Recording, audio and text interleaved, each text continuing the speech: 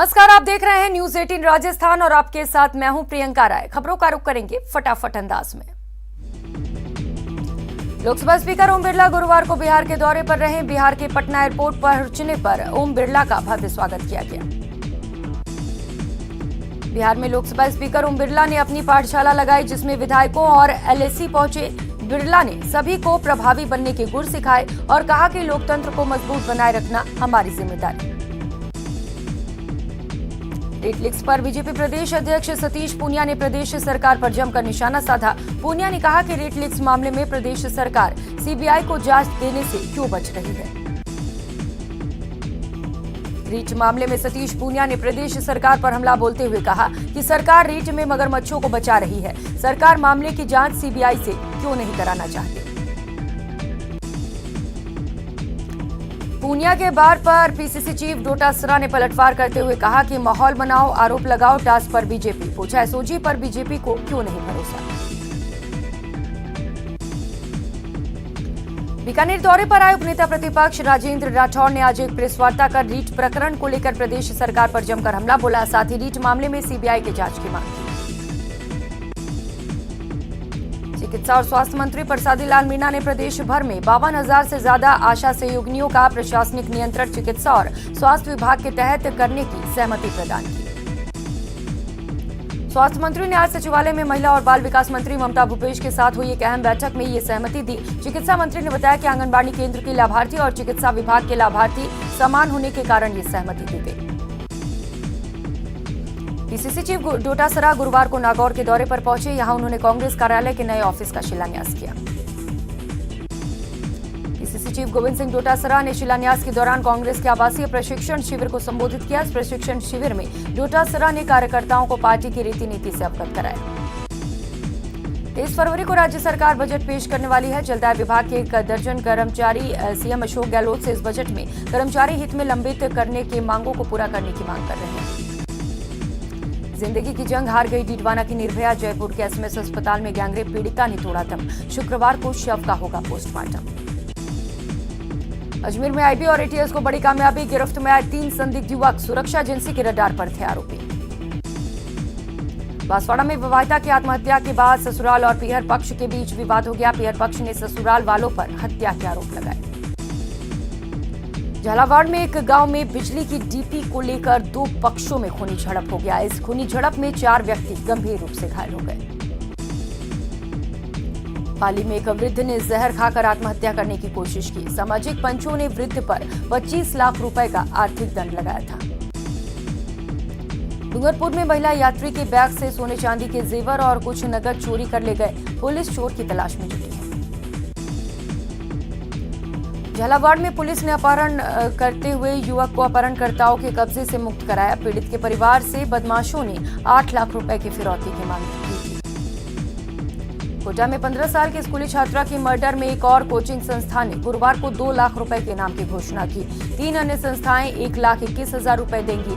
आरोपी पर 4,31,000 का इनाम घोषित है। भरतपुर की सेवर थाना पुलिस ने बड़ी कार्रवाई को अंजाम देते हुए लल्लू उर्फ के 47 गैंग के 3 बदमाशों को गिरफ्तार किया है। पुलिस ने बदमाशों के पास से एक अवैध देसी कट्टा और 3 जिंदा कारतूस सहित एक बुलेट बाइक भी बरामद की। पिछले दिनों वैर थाना क्षेत्र में क्रेशर प्लांट पर ट्रैक्टर चालक को बंधक बनाकर ट्रैक्टर ट्रॉली की लूट को अंजाम दिया गया था। बदमाशों ने पूछताछ में वारदात को कबूला है। पोखरण में निजी विद्यालय में बस पलटने से 2 बच्चों की मौत हो गई। वहीं 30 से अधिक बच्चे गंभीर रूप से घायल हैं। घायल बच्चों का इलाज जारी है। बाड़मेर में टांके में डूबने से एक महिला की मौत हो गई। पीहर पक्ष ने ससुराल पक्ष पर दहेज को लेकर हत्या करने का आरोप लगाया। प्रतापगढ़ के इस सड़क हादसे में कुचले हुए दोनों मृतकों की शिनाख्त हो गई है। दोनों में रिश्ता चाचा भतीजे का था। पुलिस ने शव को पोस्टमार्टम के लिए भेज दिया है। कोटा नगर निगम दक्षिण में जमकर हंगामा हुआ। बजट पर बोलने से रोकने पर बीजेपी पार्षद धरने पर बैठ गए। मेयर को अपशब्द बोलने पर कांग्रेसी पार्षदों ने मोर्चा खोल दिया। करौली में नगर परिषद के पार्षदों ने कलेक्टर को ज्ञापन सौंपा है, जिसमें आयुक्त को हटाने की मांग की गई। कोटा में व्यापार महासंघ ने शुक्रवार को कोटा बंद का ऐलान किया। स्कूली छात्रा की हत्या के आरोपी की अब तक गिरफ्तारी न होने से व्यापारी नाराज हैं। धौलपुर में छात्रों ने कलेक्टर को ज्ञापन सौंपा है। छात्रों ने बीएससी की परीक्षा परिणाम में गड़बड़ी के आरोप लगाए। धौलपुर के राजकीय महाविद्यालय और निजी कमला महाविद्यालय के विद्यार्थियों ने प्राचार्य को परीक्षा परिणाम में अनियमितताओं का आरोप लगाते हुए ज्ञापन सौंपा। जयपुर में सेशन कोर्ट के वकीलों ने कोर्ट के बाहर ट्रैफिक जाम कर दिया। पिछले 2 दिनों में शहर के अलग अलग इलाकों में 3 वकीलों के साथ मारपीट हो चुकी है। करीब 40 मिनट तक सेशन कोर्ट से लेकर कलेक्ट्रेट सर्किल तक लंबा जाम लग गया। पुलिस प्रशासन 24 घंटे में आरोपियों की गिरफ्तारी के आश्वासन के बाद वकीलों ने जाम हटा दिया। बांसवाड़ा में सर्किट हाउस में टीएडी मंत्री ने अधिकारियों के साथ बैठक की, जिसमें मंत्री ने बिजली सिंचाई सड़क के मुद्दे पर अधिकारियों को फटकार लगाई। राजसमंद में एक कॉलेज में आत्मनिर्भर भारत युवा आमुखीकरण कार्यशाला आयोजित हुआ। नेहरू युवा केंद्र संगठन की ओर से यह कार्यक्रम हुआ। उदयपुर के संभागीय आयुक्त डूंगरपुर दौरे पर रहे। इस दौरान संभागीय आयुक्त ने जिला स्तरीय अधिकारियों के साथ बैठक की। दौसा में कलेक्टर ने गेहूं और बाजरा में प्रति हेक्टेयर उत्पादन को लागत को बढ़ा दिया है। तकनीकी समिति की बैठक में कलेक्टर ने यह फैसला लिया। सरहदी बाड़मेर में मौसम के बदले रुख जीरे की फसल को खराब करने में लगे हैं, जिससे परेशान होकर किसान सरकार से मुआवजे की मांग कर रहे हैं। सिरोही में श्रम विभाग में सैकड़ों मजदूरों की भीड़ लग गई। सरकारी योजनाओं से वंचित मजदूर श्रम राज्य मंत्री सुखराम बिश्नोई से मुलाकात करने के लिए श्रम विभाग पहुंचे। 12 मार्च को आयोजित होने वाली राष्ट्रीय लोक अदालत को सफल बनाने के लिए गुरुवार को स्कूली बच्चों द्वारा जागरूकता रैली निकाली गई। भरतपुर को अपने शहीद जवान देवेंद्र गुर्जर के पार्थिव देह का इंतजार है। जम्मू कश्मीर के बांदीपोरा की बलवान पोस्ट पर देवेंद्र भारतीय सेना में ड्यूटी पर तैनात थे। 15,000 फीट की ऊंचाई पर ऑक्सीजन की कमी से जवान की मौत हो गई थी। इस समय मौसम खराब होने के कारण पार्थिव देह को अभी भरतपुर नहीं लाया जा सकता। मरवाड़ के किसानों का दल राजसमंद कृषि विज्ञान केंद्र पहुंचा। किसानों के दल ने सब्जी और फलों के उद्यान देखने के बाद कृषि विज्ञान केंद्र में आधुनिक तकनीक देखी। करौली के पशु मेले में ऊंट प्रतियोगिता का आयोजन किया गया। प्रतियोगिता में अव्वल रहे 3 ऊंटों को पुरस्कार दिए गए।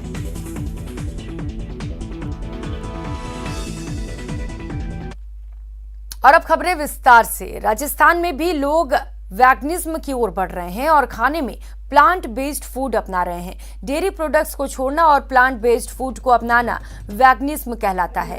ये एक ऐसी डाइट है जो जानवरों, डेयरी, अंडे, शहद और किसी भी पशु उत्पादन का सेवन करने से परहेज करती है। चिकित्सक इसका मानव जीवन में महत्व बता रहे हैं। वहीं वैगनिज्म लाइफस्टाइल को फॉलो कर रहे लोगों का कहना है कि वैगनिज्म मेंटल हेल्थ के लिए जरूरी है और जयपुर में लोग इसे अपना रहे हैं।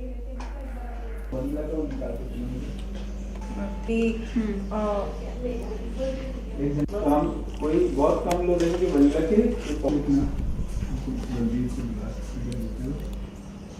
आदमी के समझ से परे हो जाता है कि वेगन और वेजिटेरियन में क्या डिफरेंस है। मैं आपको ये बताना चाहूँगा कि वेगन जो है वो एकदम वेजिटेरियन का भी शुद्ध शाकाहारी जिसको कहते हैं उस रूप में है। वेगन में किसी भी प्रकार का हम एनिमल या एनिमल के बाई प्रोडक्ट्स यूज़ नहीं करते हैं, जबकि वेजिटेरियन में हम दूध है, डेयरी के प्रोडक्ट्स हैं, घी है, दही है, अंडा है और हनी जैसा होता है, इंसेक्ट से भी जो हनी है वो हम लोग उसमें यूज़ में लेते हैं वेजिटेरियन में। वीगनिज्म पे बहुत सारी मिथ है तो कि वीगन को एग्जॉटिक समझ लग गए, वीगन को एलिटिस्ट समझ लग गया, ऐसा कुछ नहीं है। तो बहुत सारा हमारा खाना एक्चुअली ऑलरेडी वीगन है। अगर हम घर में रोटी खा रहे हैं उस पर अगर घी नहीं लगाते तो वो वीगन है। अगर समोसा भी बाहर खाने जा रहे हैं तो वो भी वीगन है। पर हाँ, जब उसमें डेयरी चीज़ें आ जाने लग जाती तब वो वीगन नहीं रहता है। तो ये बहुत ही बड़ा मिथ है कि जो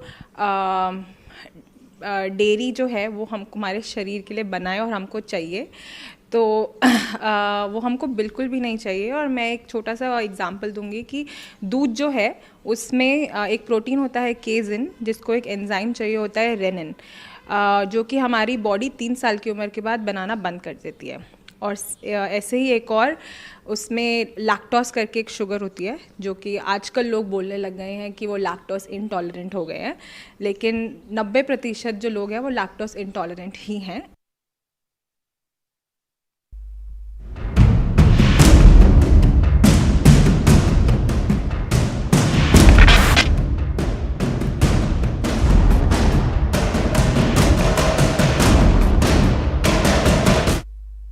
तेज विकास के लिए मरुधरा को मजबूत इंफ्रास्ट्रक्चर की जरूरत है और इस साल पेश होने वाले बजट में राजस्थान वासियों की सरकार से यही उम्मीदें हैं। देखिए मरुधरा को इंफ्रास्ट्रक्चर में क्या चाहिए। मरुधरा के विकास के लिए इंफ्रास्ट्रक्चर पर फोकस को लेकर सरकार अपना इरादा जाहिर कर चुकी है, तो जानकार भी मानते हैं कि सरकार की घोषणा से ज्यादा मायने रखता है कि वो कितनी पूरी हुई।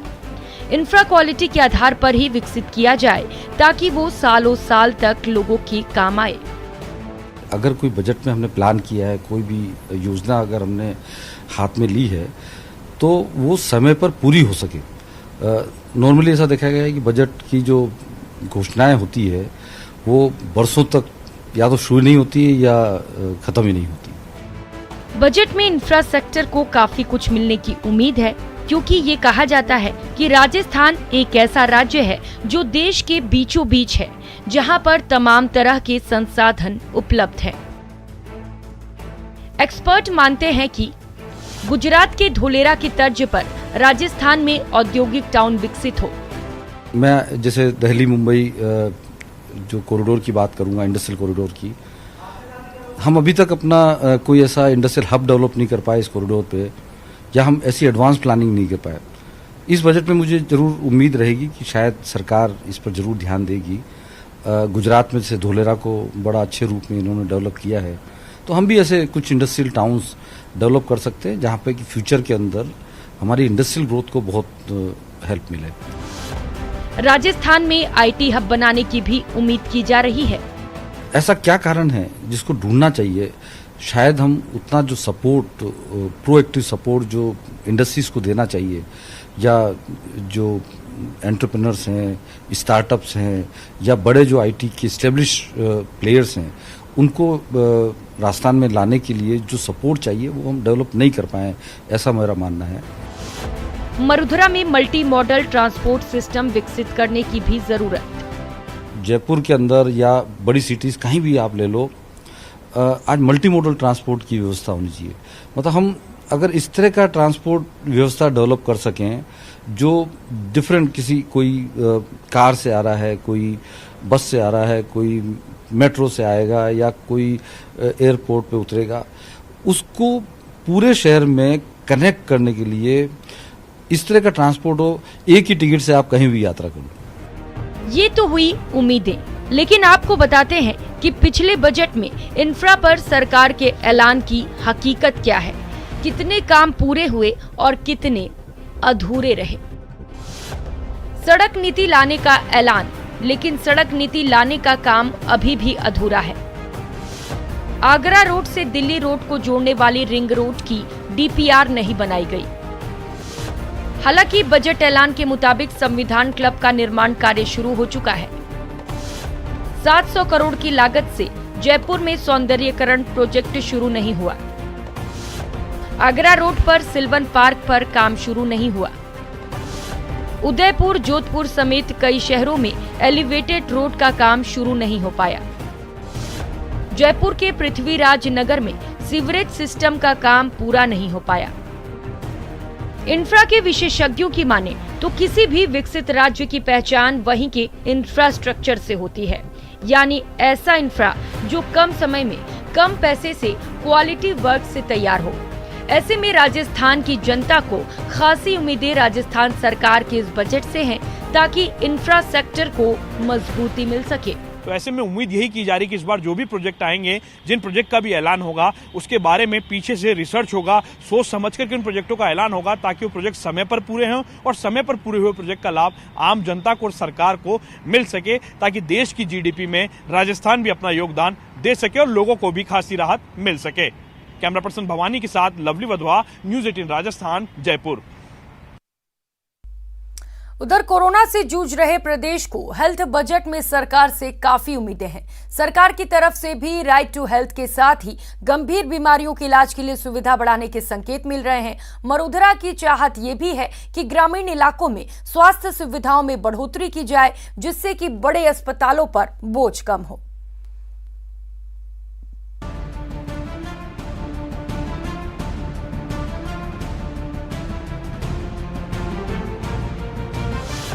हेल्थ बजट में मरुधरा की उम्मीद। इस बार के बजट पे खासा ध्यान स्वास्थ्य बजट पर सभी का रहने वाला है और हम ये उम्मीद कर रहे हैं कि कुछ सुधार की तरफ, स्वास्थ्य बजट को बढ़ाने की तरफ कुछ ठोस अनाउंसमेंट्स होंगे। 23 फरवरी को मुख्यमंत्री अशोक गहलोत बजट पेश करेंगे। बजट में स्वास्थ्य क्षेत्र को लेकर बड़ी उम्मीदें हैं। पिछले 2 साल कोरोना महामारी में गुजरे हैं, इस लिहाज से हेल्थ इंफ्रास्ट्रक्चर के साथ स्वास्थ्य सेवाओं को और मजबूत किया जाना समय की जरूरत हो गई है। एक्सपर्ट्स का मानना है कि अब तक बीमा योजना पर ज्यादा फोकस किया जा रहा है, लेकिन आउटडोर मरीजों के इलाज पर भी ध्यान देने की जरूरत है। अगर हम चाहते हैं कि मातृ मृत्यु दर बेहतर हो, शिशु मृत्यु दर बेहतर हो, तो इसका बीमा योजना या उपचार से कोई समाधान नहीं होने वाला, जब तक कि हमारी प्राथमिक स्वास्थ्य सेवाएं, आउटरीच हेल्थ केयर सर्विसेज यानी कि गांव के स्तर पर आंगनवाड़ियों के जरिए मिलने वाली जो सेवाएं हैं, वो जब तक नहीं सुधरेंगी तब तक ये इंडिकेटर्स नहीं बेहतर होंगे। कोरोना काल में ये साफ हो गया कि प्राथमिक और सामुदायिक स्वास्थ्य सेवाओं को मजबूत करना क्यों जरूरी हो गया है। अब स्वास्थ्य योजनाएं गांव और ब्लॉक लेवल के आधार पर बननी चाहिए। हमें अपने स्वास्थ्य क्षेत्र में हमें जो एक तो संकट को देखते हुए हमें तैयारी वाली बात तो है ही कि तैयार रहने की ज़रूरत है कि अगर वैसा कुछ हुआ जो होना नहीं चाहिए, हम चाहते नहीं है कि ऐसा हो, लेकिन अगर कुछ ऐसा हुआ तो हम उसके लिए तैयार रहें और बेहतर तैयारी हो, हमारे पिछले बार से भी ज़्यादा अच्छी। स्वास्थ्य विभाग में चिकित्सकों, नर्सिंग कर्मी, लैब असिस्टेंट समेत अन्य कर्मचारियों के रिक्त पदों को भरना जरूरी हो गया है। इस बजट से नर्सेज को राजस्थान में कम से कम 50,000 नियमित नियुक्तियां की जाए। हमारे जो स्टूडेंट छात्र हैं उनका स्टाइपेंड बढ़ाया जाए और हमारे बीएससी एमएससी करने के लिए जो हमारे प्रशिक्षणार्थी छात्र हैं, जो सेवारत कर्मचारी हैं, उनको पूर्व की भांति 2 वेतनमान दिए जाएँ। और राजस्थान में की भौगोलिक परिस्थिति को देखते हुए sub centre, add post, CSC और जो जिला अस्पताल है उसमें नर्सेज के रहने के लिए क्वार्टर आवास की व्यवस्था की जाए। आइए अब हम आपको बताते हैं बजट में स्वास्थ्य सुविधाओं को लेकर क्या कुछ हो सकता है। निशुल्क दवा जांच योजना का दायरा बढ़ सकता है। कैंसर समेत कई बड़ी बीमारियों की जांच भी इस योजना में शामिल की जा सकती है। कैंसर मरीजों के इलाज पर बजट में रह सकता है फोकस। स्टेट कैंसर इंस्टीट्यूट की सुविधाओं में किया जा सकता है विस्तार। कैंसर मरीजों के लिए जिला संभाग स्तर पर सुविधाएं देने पर हो सकता है जोर। चिकित्सा मंत्री परसादीलाल मीना ने यह संकेत भी दिया है कि कैंसर की बीमारी से जूझ रहे मरीजों के लिए सरकार सुविधा बढ़ाने पर विचार कर रही है। एसएमएस का जो हमारे जो अधिक भार है उसको हम कैंसर का अलग से संस्थान बनाना चाहते हैं, जिससे लोगों को महावीर जो कैंसर हॉस्पिटल है उसकी तर्ज पर राजस्थान में सरकार का अलग से कैंसर हॉस्पिटल बने, जिससे लोगों को यहाँ पर सुविधाएं मिले। प्रदेश भर में मेडिकल कॉलेजों के अस्पतालों में बेड्स बढ़ाए जा सकते हैं। नए स्वास्थ्य केंद्र बनाए जाने के साथ ही पुरानों को किया जा सकता है अपग्रेड। हालांकि इस बजट में लोगों का ध्यान राइट टू हेल्थ पर भी है, जिसका जिक्र सीएम अशोक गहलोत कई बार कर चुके हैं, जिसके संकेत भी मिल रहे हैं। बजट में घोषणाएं हो सकती है और हम निश्चित रूप से राइट टू हेल्थ का एक्ट लेकर आएंगे। उसके बाद लोगों को लगेगा कि हमारे लिए कानून बन गया राइट टू हेल्थ, तो निश्चित रूप से राजस्थान के लोगों को बहुत बड़ी चिकित्सा संस्थाओं से बहुत बड़ी उनको अधिकार मिलेगा कि उनका इलाज कराना। कोरोना की मुश्किलों को देखते हुए गहलोत सरकार ने प्रदेश में स्वास्थ्य सुविधाओं के सुधार पर काफी काम किया है, लेकिन उम्मीदें और भी हैं। सौरभ गृहस्थी, न्यूज़ 18 नेटवर्क, जयपुर।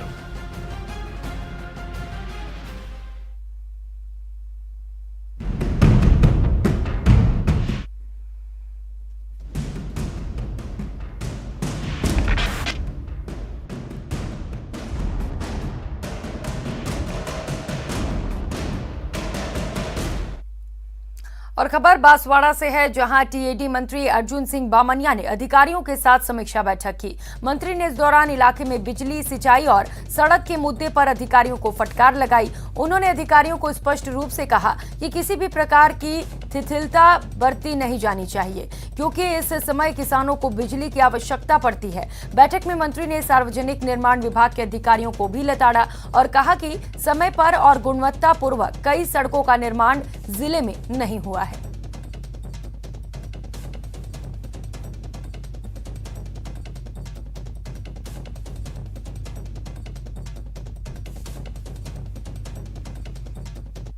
इस बुलेटिन में फिलहाल इतना ही। न्यूज़ 18 राजस्थान पर खबरों का सिलसिला जारी है। आप बने रहिए हमारे साथ। नमस्कार।